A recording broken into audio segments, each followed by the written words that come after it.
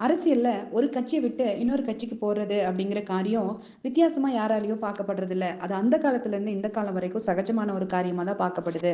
வேதத்துல நம்ம பார்க்கும்போது இப்படிதான் இஸ்போசத் அப்படிங்கிற சவுலின் குமாரனுக்கு 2 படைத்தலைவர்கள் இருந்தாங்க. அவங்க பேரு ஒருத்தர் பேரு ரேகாப், இன்னொருத்தர் பேரு பானான்னு சொல்லிட்டு. இவங்க 2 பேரும் அரசியல்ல சவுலுக்கு சாதகமா இருந்தவங்க. இப்போ சவுலோட குமாரனுக்கு சாதகமா இருந்தவங்க தாவீத பார்க்குறாங்க.